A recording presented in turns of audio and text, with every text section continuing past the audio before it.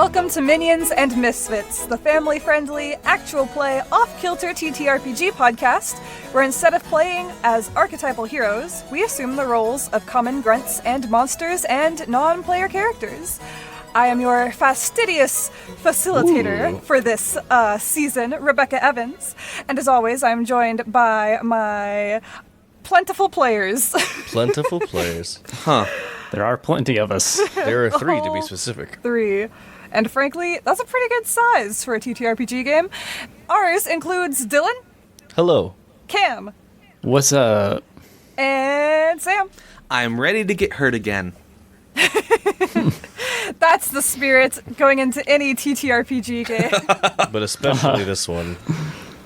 I almost said when introducing you, Sam, sporting controversial facial hair. Yeah, for all of you at home, just know that Sam usually has a gorgeous, gorgeous beard, and he has rid himself of it and shed it in exchange for just simply the mustache. With pretty heavy stubble. Heavy stubble. Yeah. It's in vogue He has right gone now. full Groucho Marx. It's awesome. I love it. It is He quite loves the it, and that's quite the what summer matters. vibe. But it made But- me think of a little question corner question for our boys, Ooh. since all of our main characters are male. Though also 2 of them are elves, which generally don't have much facial hair. But that could lead to even more fun potential for this question. Okay, Of okay. like, what was their biggest Hold on, I have too many facial hair questions. What facial hair do they wish they could have? How would they like to style it?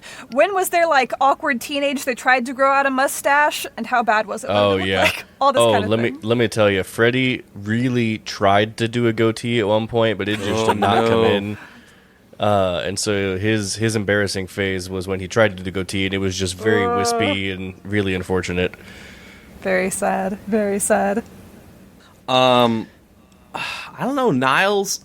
I feel like Niles definitely had the teen stash for a long time. Like, Oh he gosh, grew it out. the peach yeah. fuzz, like dirt on the lip. But now that he is in the clergy, I think he is clean shaven. In my mind, he's always very clean shaven. Do the clergy of the author are they required to be clean shaven in their post? No, I think for him. It's more just appearance. I feel like Okay. because again, of all the characters that we're studying, I think he's the one who has one of the most accurate depictions of himself. I should say accurate negative depictions, and so he is well aware of his facial hair shortcomings. And so I think he realizes, I can't grow a beard, so I'll just keep it very nice and clean shaven. That and What you got? Yeah, and he's based off of David Hyde Pierce, who has gorgeous cheekbones, and so in my mind, Niles has gorgeous cheekbones. Does he have believe it. slightly thicker, lower sideburns? Not lower. I think they're Victorian era sideburns, down a little bit, but not straight up like mutton chops, just a little bit. They ain't sticking out. They're just going down towards It's the like lobes of the ear like a little a bit. Matthew McFadden vibe. Yes, that. Well, Ephraim, being a half-elf, he doesn't grow like a good beard, but I think he does have a kind of aristocratic, well-kempt mustache. I've always pictured him with a bit of a pencil beard. Yeah. Is that the word? A chin strap beard. A little Yeah. bit too. Pencil beard. A pencil beard? That's the mustache. That's the thin I've always, mustache. if he has any kind of beard, it would be like a sort of devil beard, devil goatee. But I think he's better in my head as just having a Yeah. pencil mustache. Yeah, whenever I've pictured Ephraim, I've pictured a little the devil goatee almost kind of thing. Before we talked about our face casts for the main characters, I often pictured Ephraim being played by this guy that I did theater with in college, who always Shout got out to college typecast boy. as the villain. And he was the first GM I ever played with. He GM'd the nice. first TTRPG game I ever played. So, Brent, if you're listening, hope you're doing well, man. What's up, Brent? That's my dad's name. Shouts out to First Brent. GM is your dad? Time loop. Small world. With that. I too know a Brent who is into theater, so he's older though. Brent's My not just dad? theatrical by nature. All Brents are just this one guy. I know a Brent who's also Dylan's dad. Oh yeah, you met him at the wedding. Yeah. Speaking of weddings, or lack thereof, Did you like that segue? Oh no. let's get into this chapter of Pearlsfield. Cue the music. Let's get into this chapter, which is not at all foreshadowingly called 4 Funerals and a Wedding.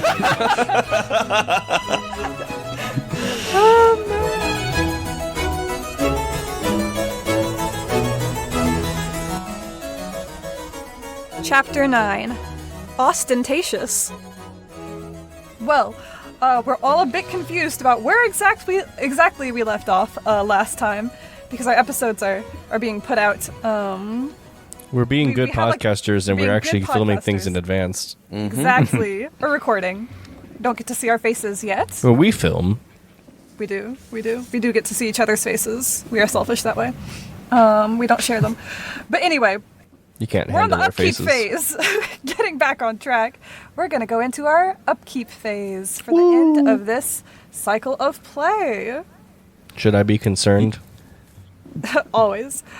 Let's see here. First step of the upkeep phase is to use any remaining monologue tokens. Does anyone have an unused monologue token? I used mine. You did.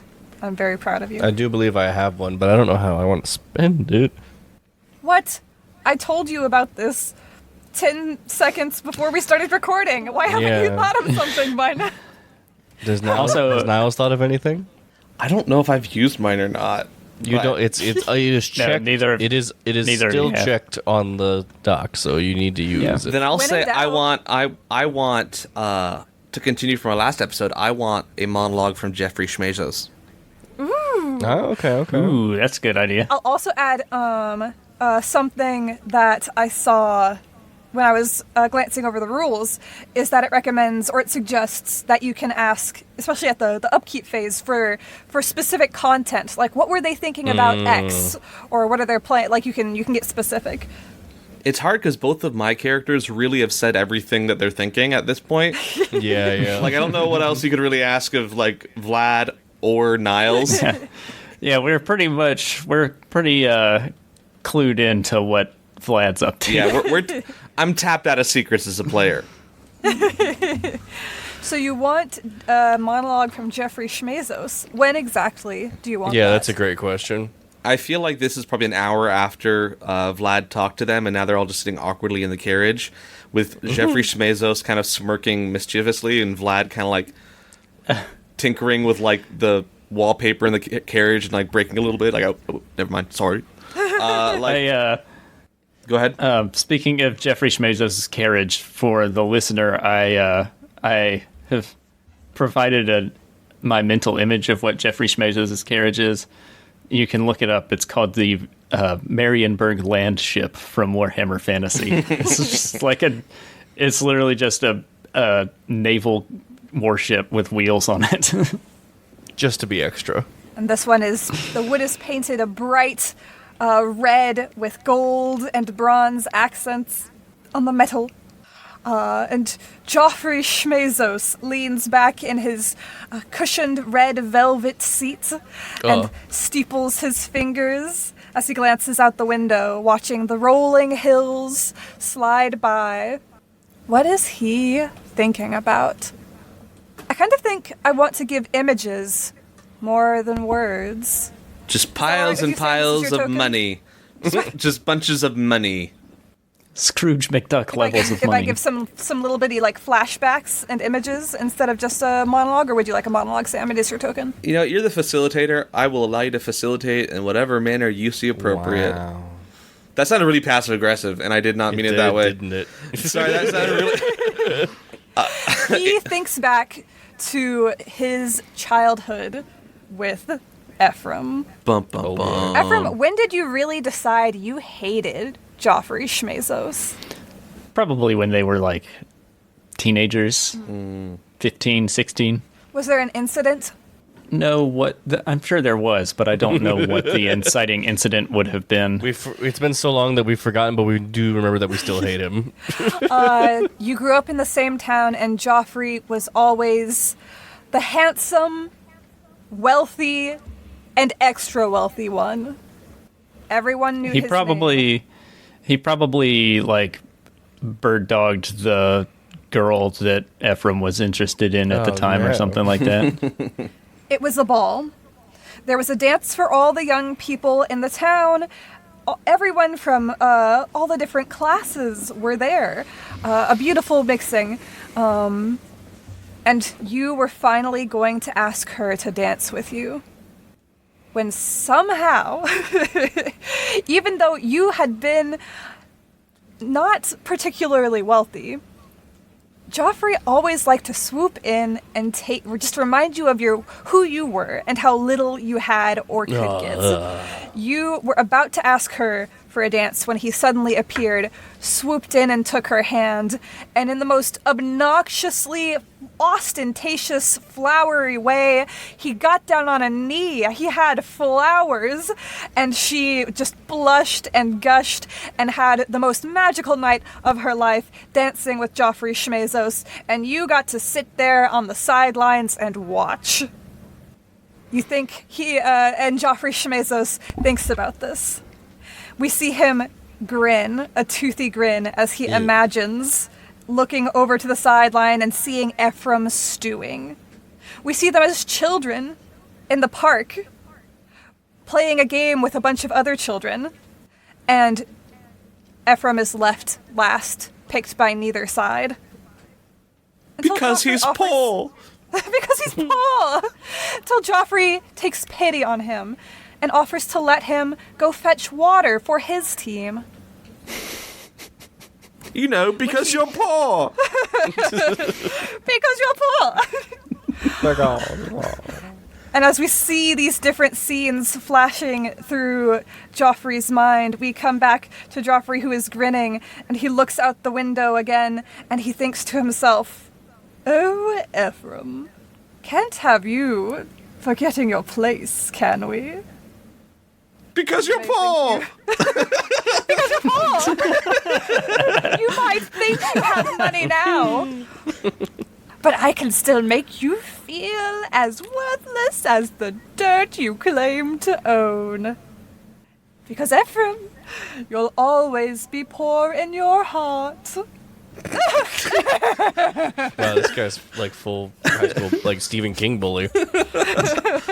I like the idea that Joffrey Schmezos is somehow so like unpleasant and evil that even Vlad is uncomfortable now. Vlad's just like, oh, he's very attractive, but he's also very unsettled. Like, he can't. You call a sociopath. He can't reconcile the nastiness of his personality with the attractiveness of his face, so he just goes with the face. If you're pretty, you have to be good. That's true. That's true. Fun fact, kids, that's not true. It's called You can be pretty and the physiognomy, worst. and it's been debunked Lookism is a problem. for about 600 years. Dylan, do you know how you want to use your monologue token? Oh yeah, I figured it out. You know, Mummy Dearest. Yeah, I'd like to get a check-in on Mummy Dearest, specifically regarding. Have we even told her that we're calling off the whole? We're so poor. Shoot. Oh man. I have an idea, may I? Yeah. We see Mumsy looking out a window, and then we get a view from her perspective, and she is looking down at Freddie and Georgiana talking. Her hand rests on the windowsill as she looks down her nose at the scene. With her other hand, she fiddles with the feather boa around her neck, and she taps her fingers on the windowsill. And she says quietly, "Don't worry, my dear Freddie. We'll find a better bride for you. Oh. Just take care of things now." She steps That away, sounds ominous. and the boa whooshes over her shoulder. She walks out of the room as a single feather my. drifts to the ground. I imagine the camera just stays there, and it's just silent for a minute, and then you just hear, "You said there were cheese mines." Still zoomed in on this Just the little white sound. feather. Yeah. He's mine. Oh my god. It's just sounds of a scuffle. That's our monologue token. Here I thought she was going to be like, oh, don't muck this up. But no. Next is to refresh resolve tokens. So if you have less than 2, go up to 2. Otherwise, leave it. I have 3 because nice. Cam owes me for something I don't remember. Yay! Yeah, I preemptively gave him 1 for something, so I only have 1. So you go back up to 2 then, Cam. And now let's progress Well, inner conflicts. No, I gave him a futures. I gave him resolve token Yeah, so it'd futures. be So 3 and 1. I'm refreshing to 1 instead of 2. Oh, interesting. All right. Inner conflicts. Let's take a look at how those are going. Yeah. This, I don't believe, is this on our play It's sheet? on. It's not on the sheet, but No. it is Yeah. on the drive. It's on my sheet, the inner conflict, like with the checklist. Yeah, you have a character sheet printed out. It's not on the group play sheet. Yeah, I have it right here. It's on The personal rest character of us sheets. don't have that printed out, fancy boy. Sam is Because you're Paul! And- No, Because you're Paul. sorry. No, that is not true. So mine is duty versus desire, and I already have checked off. I took actions in pursuit of both. I think I also sacrificed something important for my duty. That was a while ago, but I have. What did that look like? Remind us. He said doo-doo. Any given time where he withheld his feelings in order to support his brother and Georgiana. I'm thinking specifically about after the delightful dinner party, when he took the time to go help the adventurers instead of being with Georgiana, Oh, so that his brother could be. So mark it off. so This yes. is me agreeing with you. Oh, okay, sweet, yeah. I was just like, is there a specific instance? And I was like, I think about this moment. I sacrificed I something. have a bad habit of agreeing with people in a way that sounds like I'm disagreeing. I'm there with you. Air high five. Struggle. But at the same time, he definitely sacrificed his own personal image and wealth for Georgia. So I'd check that one off too. All right. You hurt or pushed away someone important to you for this. I physically hurt Freddy. But he also physically hurt me. I don't know if Brother on brother violence. I hurt Vlad. Like, I attacked Vlad for both, honestly, to save his brother, but also save his desire. Would that check off both as well? Let's go with desire, because you could have done it in a way that messed up Georgiana's shawl, but you didn't. Yeah, he went with that method so that he could, for Georgiana. It's really Freddy versus Georgiana, I guess, in this. I degraded my reputation or went against your conscience for this. Ooh. I think he degraded his reputation in pursuit of desire, because Yeah. it's been affecting his job as a cleric, but it's also, he gave away like a substantial amount of his last monies to Georgia in the last episode. Your actions in pursuit of this side of the conflict, this is the final one, by the way. This is like the big one. Your actions in pursuit of this side of the conflict destroyed your chance of successfully pursuing the other. Haven't gotten there quite yet. No, I don't think he's there. Yeah, no. I don't know if he will get there, if I'm being honest. I'm sorry, that's a very boring thing to say. Not- We don't know. That's just different stories, man. Who's next? I'll go next. Yay. Ephraim's inner conflict has been the truth versus the lie, the truth versus the con. This last cycle, he definitely took action in pursuit of the truth. He revealed his con to Freddy. He revealed his true last name and origins to multiple people. Sacrifice something important to you for this. He hasn't done that yet, but he is about to. We talked about it. He talked about it with Freddy, but he's giving up the offer from the Bashmores in favor of pursuing the truth. Hurt or pushed away someone important to you for this. The Bashmores were important. Yeah, but I don't think he's hurt them or pushed them Yeah. away so much as diverted their interest. What They're about more of that a business relationship. Talk with Georgiana. What do you think about that? Was that in was that Yeah, in pursuit of the truth? that would have been in pursuit of the lie, I think.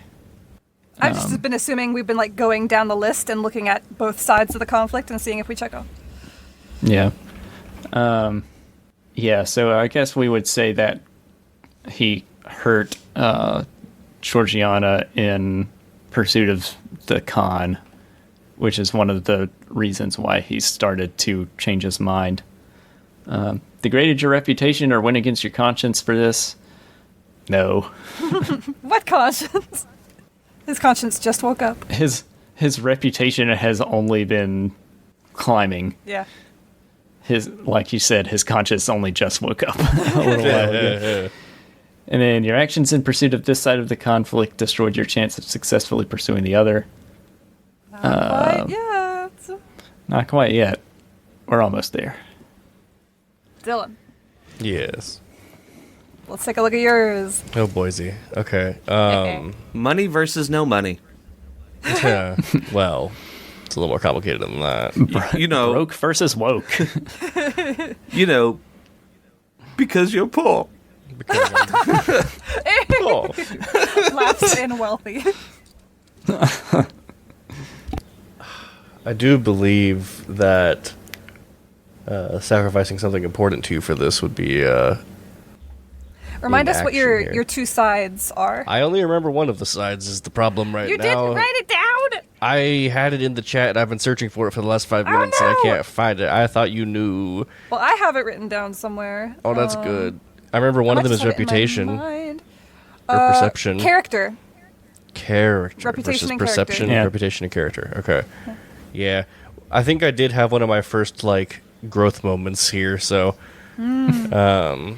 whether that'll last or not, we'll see.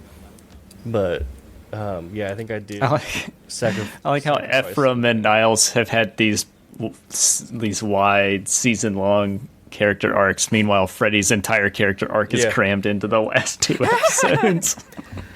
It's true. He's a late bloomer. When you broke up with a girl because you realized she was poor. Yeah. Definitely not because you were both conning each other. Yeah, not that at all. Now I think, yeah, it's kind of tricky because with this whole Bashmore thing that Ephraim's setting him up with, that almost plays into getting back to the reputation side of things more than the character. But we haven't really gone into that yet. He hasn't really taken action there yet. Yeah. You're the Kate Beckinsale in this love and friendship. All right, Okay. so not a whole lot of progress for our boy Freddy. No, I would, yeah, because he didn't really, it wasn't, it's like, he sacrificed important, but it wasn't for character. Was it for reputation? Yeah, it might have been, actually. Because if he knows, I mean, if he's calling them out. But Grab a piece he of also paper and write it did. down. I am. But he also, here's what I'm debating is the problem. He also confessed for the first time. Yeah. And I don't know where that falls in this. I'd say he could check off took action towards character. Okay. Yeah. Yeah. He hurt Niles financially, Oof. And emotionally. but mainly Yeah, probably financially. emotionally. In many ways, really. Really, Cheese mines. Alrighty. That's our upkeep. I believe that is all Goodness. we had left to do. No desires need replaced. No conflicts need changed. Let's go on to our novel phase. Dun, dun, dun. The drama. Drama. This one, I think, is going to be a bit more free form, for lack of a better term. Perhaps even more than just the like little scenelet chapters. Intriguing. We'll find out. We'll see what this is going to look like. I do have some things that I know are happening. So I'm gonna set some scenes here, and then let's see what y'all want to do. Sound good? Sounds good. I'm in. Let's see. Let me scroll to my stuff here. Here we go. Georgiana, or Georgia, has disappeared. But evidence of her time in Pearlsfield has not. Under Frederick's door, he found a small note, inside of which was Georgiana's engagement ring. And written simply on the small piece of parchment were the words, "I ask only one thing more of you, dear Frederick, that you believe I meant every good thing I said about you, from the bottom of my heart. I wish you well." Oui. Aw. The first day after her departure, many women of little means walked into the chapel with chins held high, sporting shimmering, pearly cotton skirts and dresses, elegant pieces made under Georgia's instruction. On Tuesday, Niles officiated a wedding for a low-income couple, and the priest was taken aback when he realized the style of the bride's gown was familiar. He had never seen Georgiana's wedding dress, but... And the final trace left behind was a simple brown paper packet left on Ephraim's doorstep. In it were the dress he had gifted Georgiana and a wrinkled note that read, "Truth has a cruel double edge. I am relieved to have finally revealed my true self to Niles, and yet in doing so, I am confronted with how worthless that self is. All I know how to do is take. I implore you, take no more from Niles or his family. He is the best of men. I have returned to Mother, Georgia."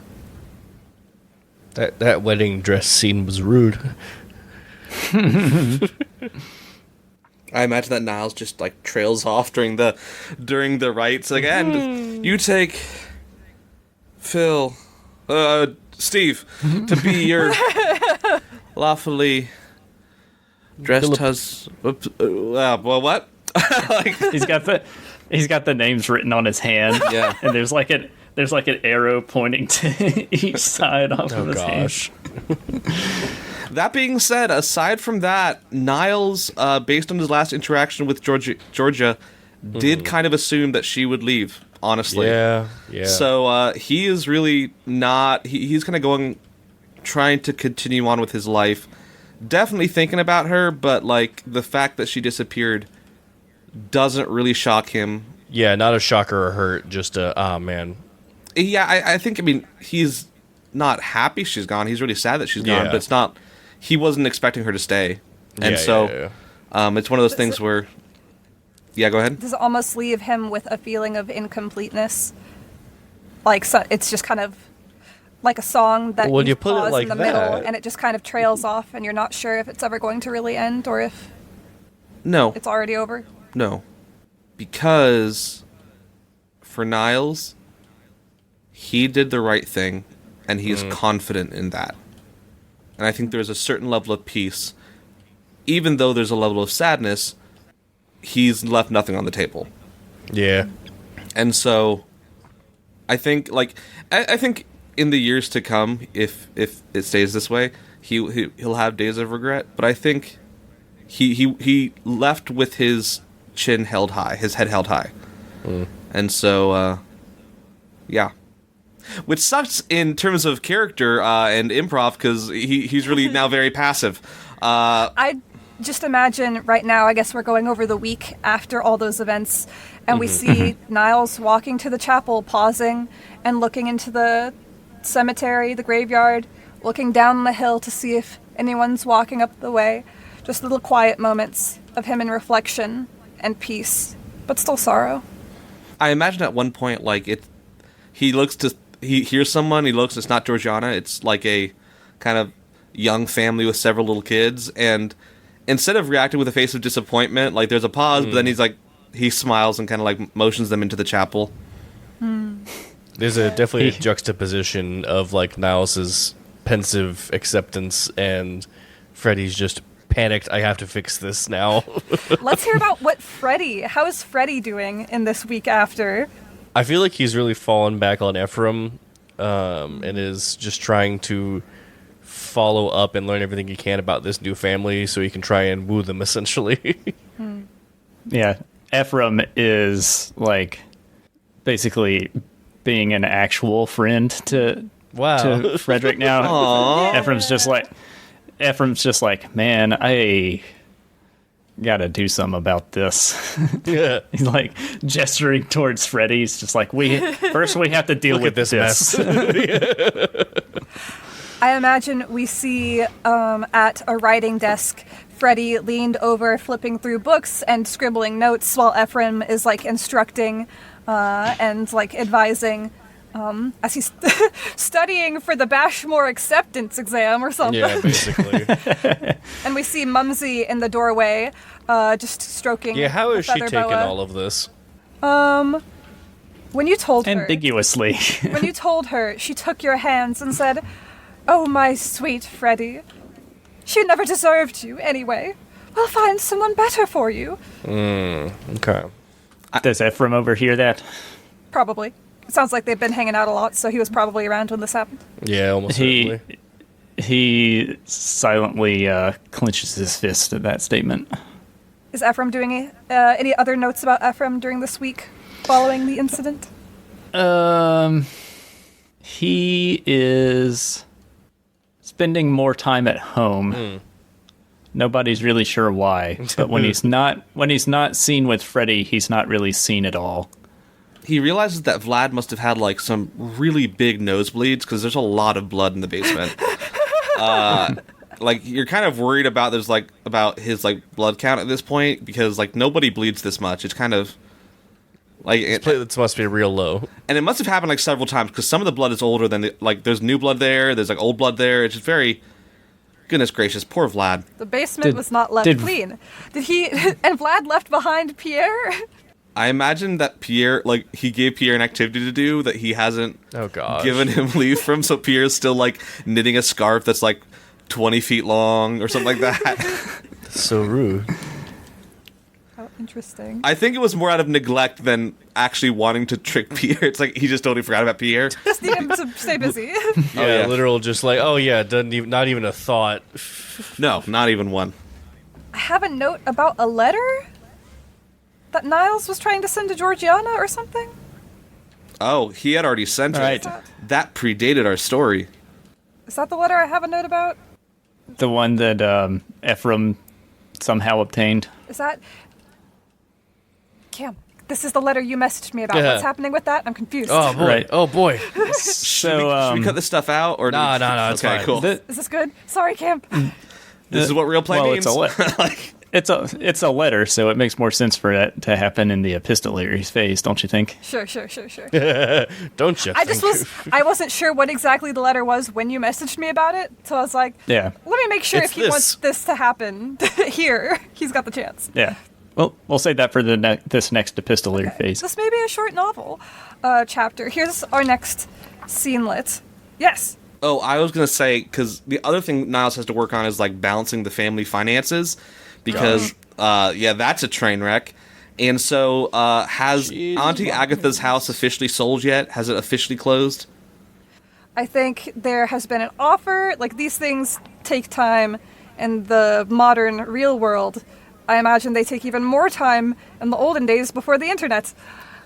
So So true. But you are the Worthingtons, and It is a historic home. it is. And Pearlsfield is getting hot and popping Booming? with all the news about the dungeon. So I think you do have an offer that you're working on. On Aunt Agatha's house? That's good at least. So, And is that also in Pearlsfield? Yes.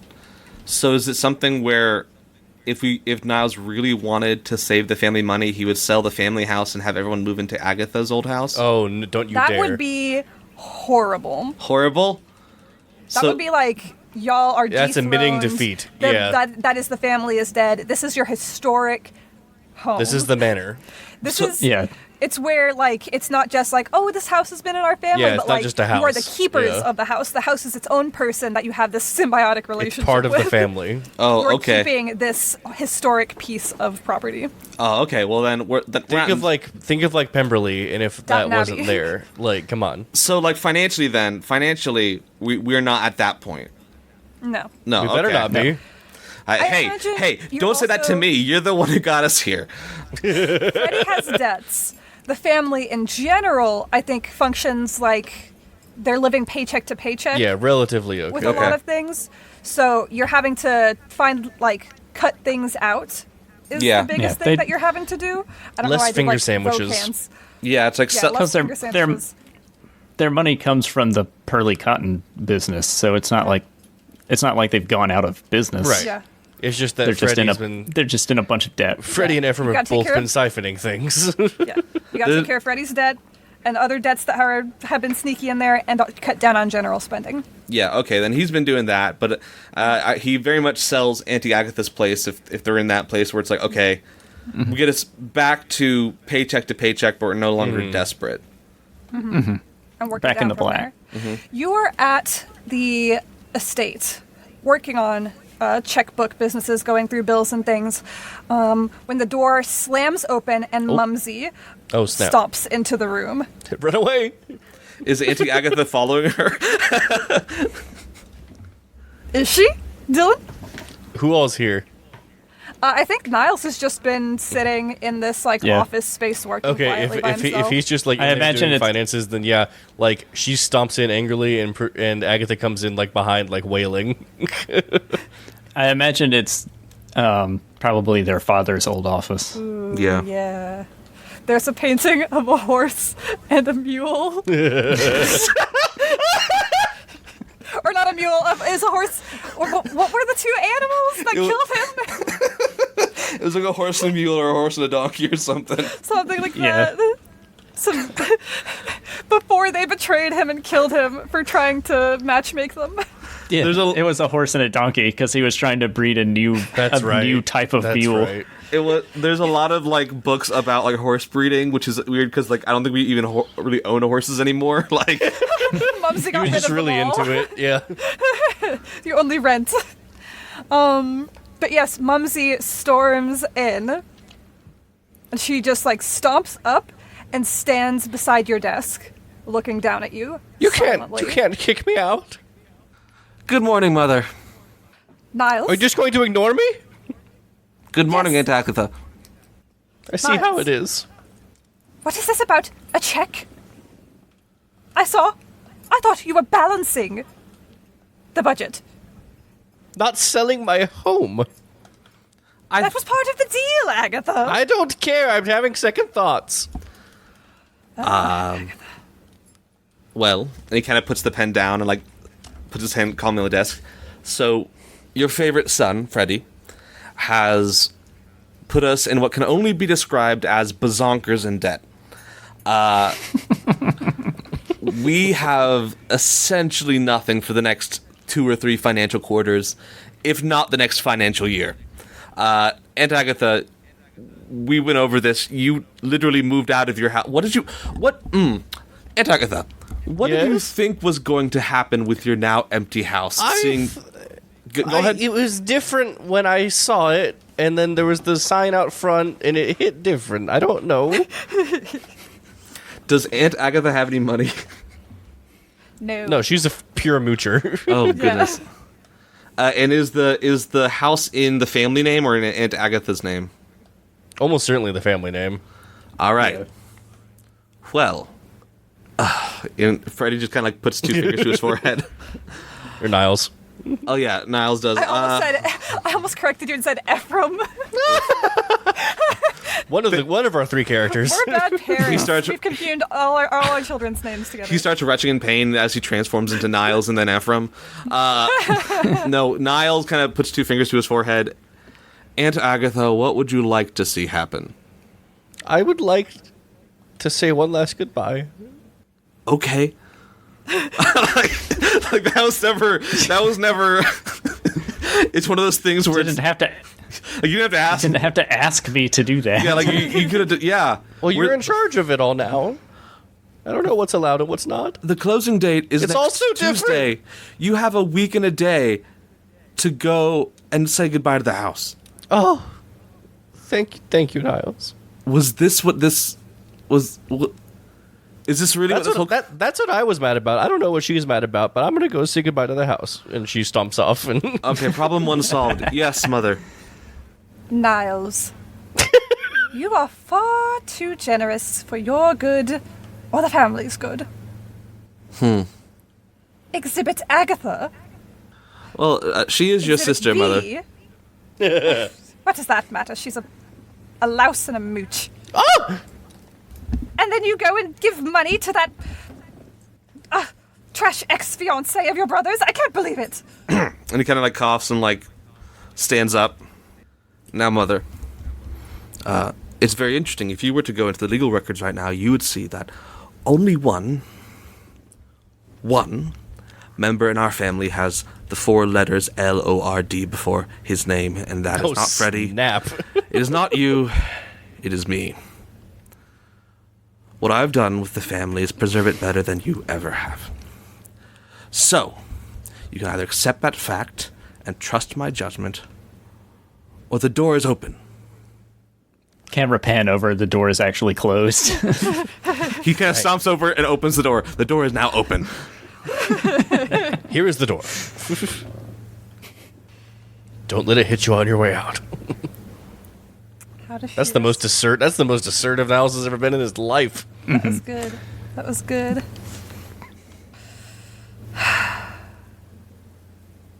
Niles, as your mother, let me give you a piece of advice. Oh. Look out for yourself first, because no one else will. She turns, the feather boa kind of smacks you in the face a little bit. She walks out. And as she does, she says, you're wrong. I've been looking out for you and Freddie this whole time. She doesn't turn around. Niles is She fed slams up. the door shut behind her. And Yeah, I he goes, thought she was gonna like shut him down. and he He spits out a feather and returns to the desk. and he just goes back to work, kind of unfazed. What a Goes boy. back to writing on his desk with a couple little white feathers from the boa. He just brushes them off into the trash. Schmezos. Oh gosh. Joffrey Schmezos One Joffrey Schmezos. has arrived in town, Oh gosh. I do believe. Have I met him? No. Okay, brand new. Ephraim, have you even talked about him? No, probably not. I mentioned him in my conversation with Freddie at the bar at the pub. I guess in the intervening time, I would have informed him more, given him more detail about Ephraim's nemesis. So I'm coming into this fully against him just because of everything I've heard. He is the worst. I think. Yeah. Ephraim knows what what's happens. coming, and he's been trying to take steps to prevent this. I think on Tuesday, that the closing on the house, Niles, you arrive at the bank to meet the new owner, and the door swings open, and a breeze carries in some flowers off the spring trees, and Sir Lord Joffrey Schmezos is Sir standing Lord? in the doorway. His hair, he pushes it out of his eyes, and he steps in the room. Bright red hair, chiseled face, muscular build, and perfectly fitted, fancy attire. And a lovely woman steps in behind him. Jumps because She she's says, a mermaid. I'm here to close on my new house. Oh no. At this point, knew it. I don't think Niles has any reason to have any red flags. Like I don't No. No, like this guy seems above board. like oh wow, he's rich and he's a jerk. What's new? Like I feel like Yeah, this is standard affair. some of the flowers brushed into Niall's face just like the feathers did last scene. Just yes, please do take a seat, Lord Schmezos. I think everything just goes smoothly, unless Yeah. there's anything you think we would need to see there. I believe that's all the scenelets I want to cover this novel phase. Is there anything Okay. else y'all want? Actually, I have a question. This is a character question, but I'm gonna give it to our facilitator. How impressed is Niles with Lord Schmezos? Because I feel like everyone has just been like, oh, he's so impressive, but I feel like Niles, he could be like that. I don't know. What do y'all think? I don't know what character choice to make. What character choice to make for Niles? I would have to assume it's very much like, oh, it's another rich guy I'm dealing with. Like, you've dealt with these all your life. Yeah, Niles is very much the one normal guy in a world full of clowns. Okay. Yeah, I think he knows some flamboyant kind of people, some showy kind of people like Brother Bro, who are true blue. Like, Brother Bro has your back. He has bad fashion advice for you, but he's got your back. But then you also know people who are just showy because they want people to like them. Yeah. And to look up to them and to do things for them, as opposed to people like Brother Bro, who, when you first met him, you thought, like, ugh, this guy. But as you got to know him, you realized he's just vibing. Just vibing. This guy is full of it. He's a real one. Brother Bro is, Brother not Bro's a Joffrey real one. Schmezos. Yeah. All right. Well then, yeah. Proceed. Any other scenes y'all want to do before we I'm move on? good, personally. Yeah. I was gonna have Freddie and Ephraim's meeting with the Bashmores, but Ooh, I like yeah, we can do that. Yeah, let's go ahead and do that. Oh, gosh, okay. Post the training montage. Very easy. The good night. What's her name? Hiram Hiram? Bashmore. Yeah, Hiram with Yeah. an I. She was named after her grandmother. Hi, Ram. Is easy. She is in town while your meeting was a little weird. The vibes were off. She has made it clear that she is in town here for you, Ephraim, to observe your progress and also to potentially provide any support or resources. Like, sure, you're being tested, but it doesn't mean we're not going to give you pencils. You know. So she's easy to set up a meeting with. Yeah. I feel like Ephraim would have provided some information regarding his proposal prior to the meeting. You know, while he was training Frederick, he also would have been in touch with Hiram. Basically, instead of being the guy, 'cause he doesn't really want to be anybody's guy, he does want to see two things. Wants the Worthingtons to succeed, and wants to keep Schmezos out, which the Bashmores also want. So basically, he's playing the middleman My enemy is my matchmaker. friend. To borrow a term from the rules of the game, he's facilitating. He's making moves. Making That's money what he's doing. moves. Since when Yeah. does he want us to succeed? Look at that change. So you're all sat down to tea in Ephraim's sitting room to discuss business. How much was I briefed? As much as possible. Okay. I feel like know- Freddie is going to try and weave as many, like, he's going to be that, like, slightly awkward guy who knows a little too much about you because... He's been memorizing facts. Yeah. And Like, at some oh, point- you know, these things, like, that's a hobby, like, right? At some point in the pleasantries at the start of this conversation, Sir Hiram, she just kind of chuckles and says, "You've been doing your homework, I see. And Very indeed. good, very good." So much homework. You would not believe the amount of homework. I admit, No, you it is do a not strike me, if I may be blunt, Please. Mr. Frederick. You do not strike me as a man of natural intelligence. I don't know what that means, but thank you. It means nothing more than a man who is not naturally strong or agile or gifted at the arts. We all are born with different abilities, but you, Mr. Frederick, strike me as a man of charm. Oh, well, thank you. A man of charm and determination, because despite your lack of proclivity towards the intellectual arts, you have put in effort.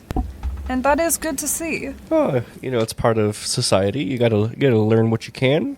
Indeed. Weaknesses are not an excuse to demean ourselves or to sit by, but a chance to improve ourselves. I like that. Indeed.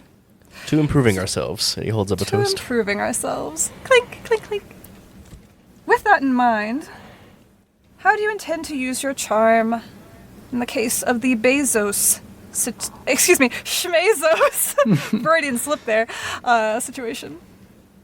What do you wish to be the outcome?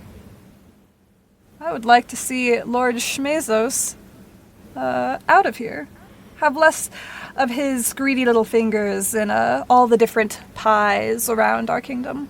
Now, the problem with coming in with a bunch of wealth is that people are excited, and they want to see that wealth be spread into the community. The only way to prevent this will be to make him such a social pariah that we will have no choice but to make him leave. Or that he has no choice but to leave himself. Indeed. Now, his money and his own charm are his most powerful weapons to gain ownership of the dungeon from the monarchy. But if you can create enough of a stink about him here in Pearlsfield that it spreads to the royal castle, that is a good idea. Stink is what I specialize in. That is a good specialty to have, Mr. Frederick. Mr. Freddy. Are we... Mr. Freddy, that's your wish. Just to be clear, we want to do this without physical harm, correct? Or is that on the table? Mr. Frederick, we at the Bashmores would never encourage you to act outside of the law. She leans No, but back your and name takes a is sip your of name is tea. Bashmore. I'm gonna say. And the Bashmore would never encourage you to act outside of the law. Would they encourage me to bash? I would never encourage you on record to do such things. Oh, of course not. No, not on the record. Ephraim is just like elbowing him. It's like- And she gives a little gesture to Ephraim and says, Mr. Ephraim, I believe you and Mr. Frederick could be good partners in not crime. I believe Frederick also has some connections with some other useful non-partners in non-crime. Yeah, how do you feel about birds? Birds? Of the white variety. I was also talking about the adventuring party. Do we want to do another scene of them gathering the troops? I would be down. All right, Yeah. What does that look like? How are they going to gather these troops, as it were? Oh, I head directly to the, was it Goat's Head? What was it? Yeah, go to the Goat's Head.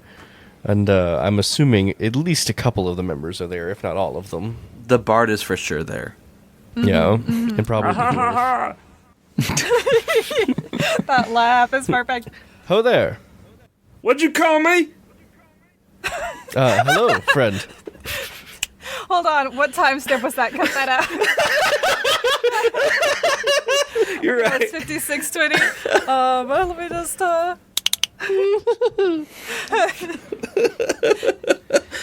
that again. Ho there.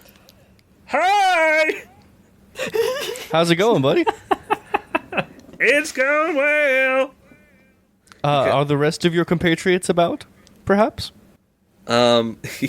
He's just like dancing and doing all sorts of ridiculous things on top of the table. He's just doing Fortnite dances on the Yeah, table. yes, that's exactly what he's doing. He's like in the MMO like cool setting. There's people over here like RPing, and he's just the guy on the table like just doing the different Constant emotes. Yeah. jumping down, jumping from table to table. He's like, yeah, Thurka's here.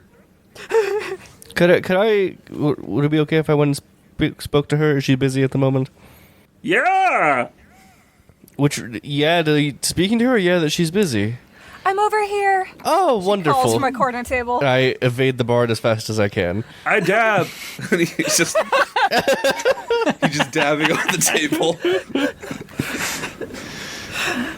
and then starts doing the floss dance. Oh gosh. Thelka, wonderful has a map to see you laid out in here. front of her and is making meticulous notes. Yes, I hello. Tomorrow is the day. We are going into the dungeon. I was able to get some information from our first scouting a couple of days ago. This team has been, but it's going to be great. I'm sure you'll do wonderfully. We'll be legendary. And you look down, and there's just like a stoat pointing at you with a fork. Have you heard the news that one Schmezos is attempting to purchase this dungeon? What?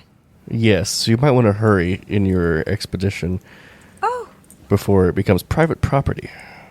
oh, okay. Yeah. Should we go tonight? I haven't used too many spell slots. I guess we could go ahead and get started. Your bard seems a little indisposed. You might want to wait till morning. He's fine. He mostly just fires his crossbow if there's trouble. I don't know much about adventuring, but that seems like not the best answer. But No, but we work with what we've got. it's true. If perhaps you needed some help in making sure it didn't become private property, I believe our two areas of expertise would overlap in that regard. Right. How about this? We'll stick with the original plan. Spell slots are important. Maybe we can meet at the dungeon in the morning. I will gladly be there. Wonderful. All right, and we'll figure some things out then, and maybe do a little dungeoneering. It may be It may be helpful to see how it all operates. Yes, it will. Wonderful. Thank you again, Mr. Frederick. No problem at all. Rest well, and Thank keep you. that boy I'll out of trouble. try. See you next Thursday. I mean, tomorrow. Now, are you going to try to recruit the dove? I go to the cave. I assume she lives there. You go into the cave and you look around, kind of like trying to see if there's a trap door. When you hear a little click, clack, clatter of a pebble falling, and turn and see her standing silhouetted in the entrance. I don't know how setting you always sun do that. behind her. That's so you always have. Oh gosh, I don't have a payment. I'm sorry to say, but I do have a proposition. I'm listening. I'm sure, as you are well aware, given your propensity for knowing everything, everywhere, all the time, that one Schmezos is attempting to make moves in Pearlsfield, specifically regarding the dungeon. I'm sure you are well aware that this dungeon provides a very lucrative opportunity for all adventurers or other individual parties, unless, of course, this dungeon becomes privately owned. And what do you intend to do to stop it? Make it your own private property? Heavens no. Lord knows I couldn't afford that, especially right now. You know that better than anybody. What I intend to do, and what I would hope to recruit your assistance in, is to drive this fool out of town, never to be seen again. I'm assuming you have dirt on him, given that you have dirt on everybody. The Schmezos family is secretive. They're a very old money family and tend to be kept up, rarely allowing more than one child to be out in society at a time. Very mysterious in their hoarding of wealth. Any leads I could potentially follow that would let our shared interests continue to align? Secrecy is a powerful weapon. Don't let him wield it against you. We can play with that. Good luck, Frederick. Good luck. Disappears. They're gone. Every time with that. One of these days I'll learn your name, Dove. Or see The you dove. come. It's just a dove with a really impressive voice. Thanks, And minor illusion. Wizard Dub. Heck yeah. Alrighty. This does place us at an hour, by the way, so far for recording time. Yeah. I feel like it's a nice note to finish our little chapter on with Vignettes. and novel vignettes. Tune in next time, and perhaps we'll see a confrontation between our boys and Joffrey Schmezos. Here's Where is hoping. Georgiana? What in the world is going on with Mumsy? Stay Who's tuned. Georgiana? It's all Georgia now. Whoa. Georgia. I wonder, do we get to meet Georgia's mom? That's the real question. Hey everybody, Cam here. Thanks for listening to Minions and Misfits. If you like what you heard, don't forget to check out our socials. The links are down in the description. And please, leave us a review on whatever app you use to listen to your podcast. It'll help us reach more people who can enjoy the episode that you just listened to. See you next time.